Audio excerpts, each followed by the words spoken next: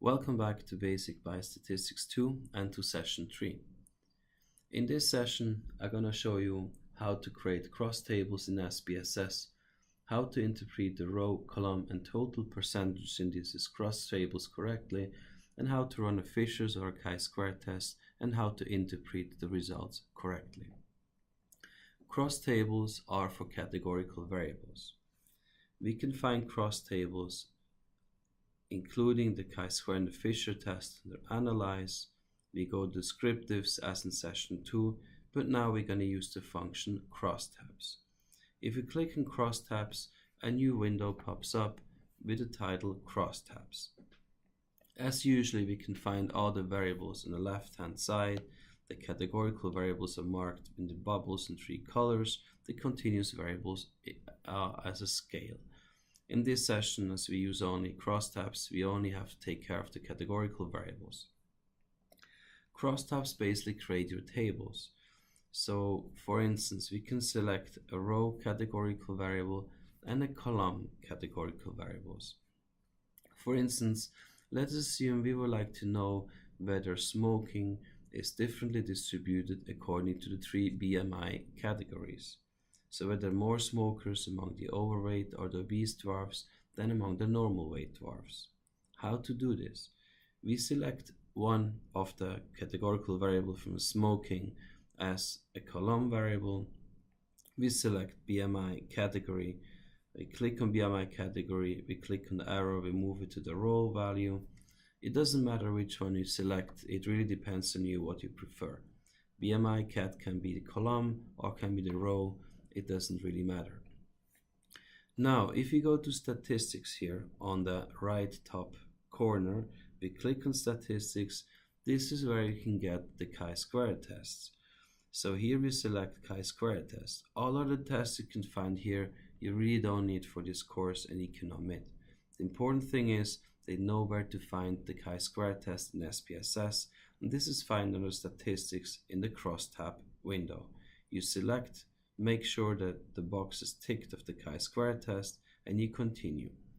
This means now you have selected the chi-square test.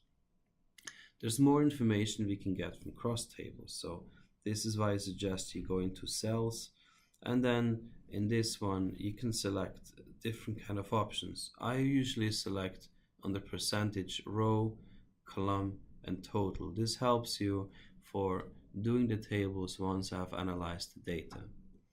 Under counts here, this is more test statistics, observed or expected, as a chi-square test is usually calculated considering observed minus expected counts. To get to know more about chi-square tests, I hope you remember something about Basic Biostatistics 1, or you can also find in the resources of this course in the readings some valuable information. Once you've selected the percentages, you click on OK, and then we have done everything we have to do. Let SPSS calculate you and construct us the cross table. You click on OK, and you receive 3 tables.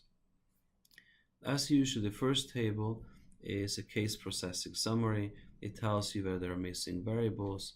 So we have no missing cases.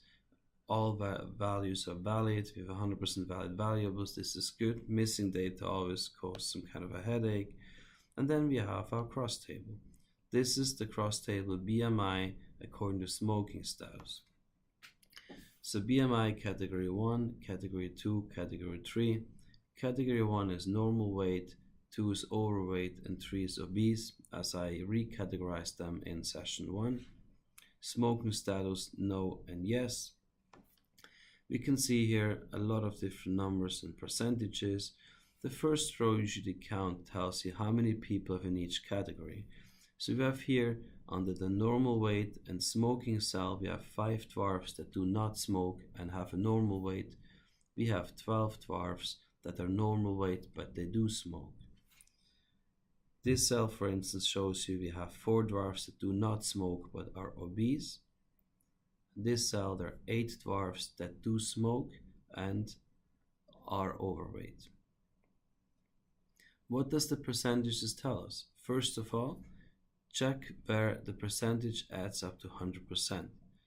This is called the row percentage, as we have here 29.4 plus 70.6 adds up to 100%.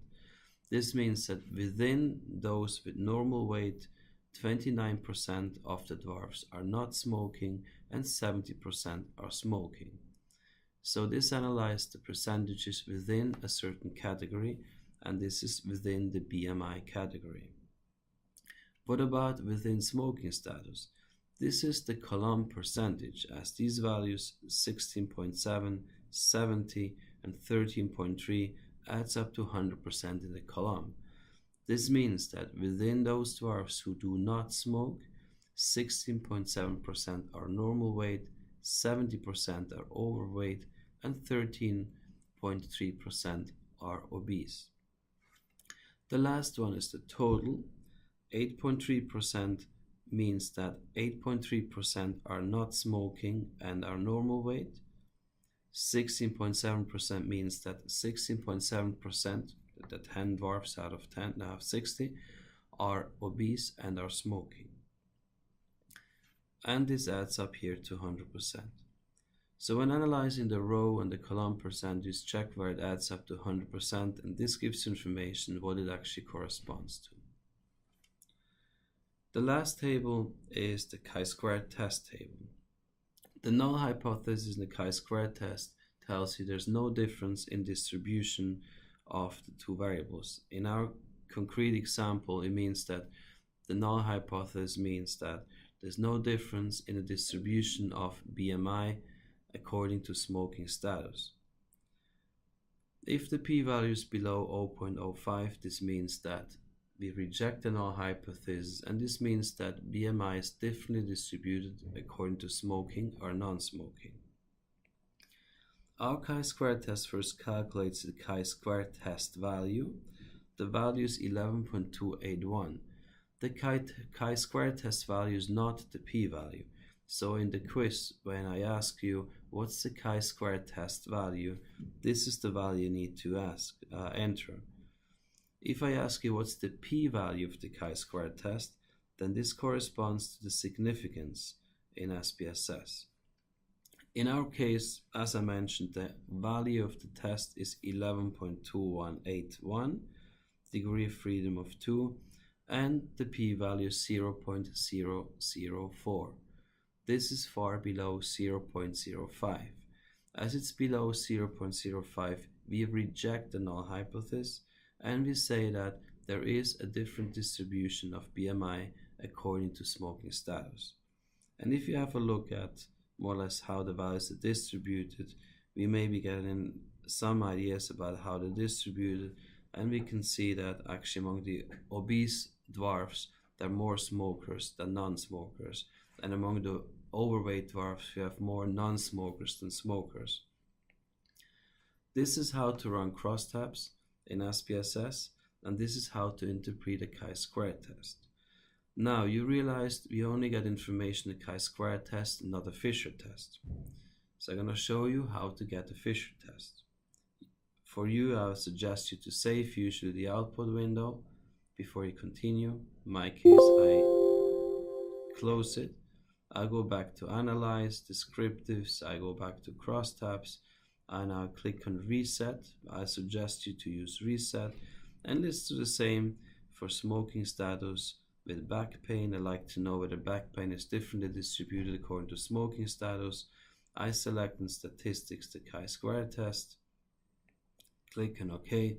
Again, I'm going to select row, column, and total percentages, click on OK, and I run the tests. As in the previous example, we got a case processing summary, we got the cross table with smoker status no and yes, and back pain no and yes. We have here the row percentages.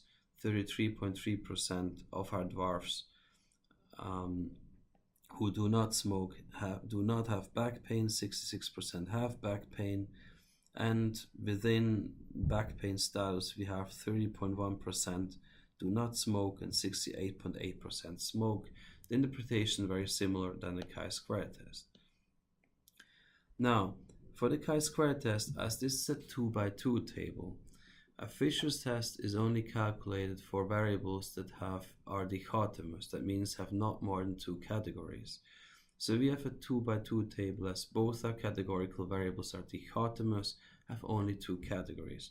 This is why we get a Fisher's test.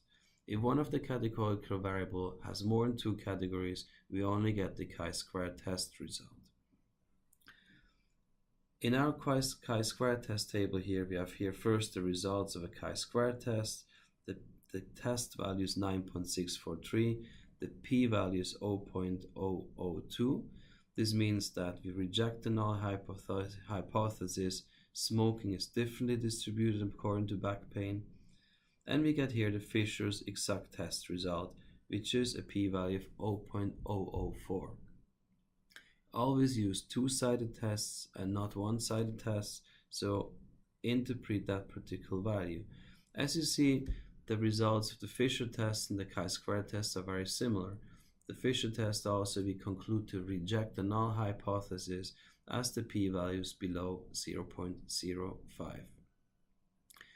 When to use a Fisher's test and when to use a chi-square test. Sometimes the chi-square test has certain assumptions. We cannot have cells with expected counts less than 5. So if you have in any of the cells, we have expected count less than 5, the program tells us this is when we should use a Fisher test that is more accurate and more precise than a chi-square test. You can also find in the readings more information about chi-square test and Fisher test. I also recommend you to go through Basic Biostatistics 1 to find out when to use a Fisher test and when to use a chi-square test. This is going to be one of the questions for the exercises. I hope now at the end of this video you are familiar with how to run crosstabs, you know how to interpret the row, column and total percentage, and you're familiar how to interpret chi-square test values, Fisher values, and where to find these values on SPSS. Enjoy the quiz, enjoy the exercise.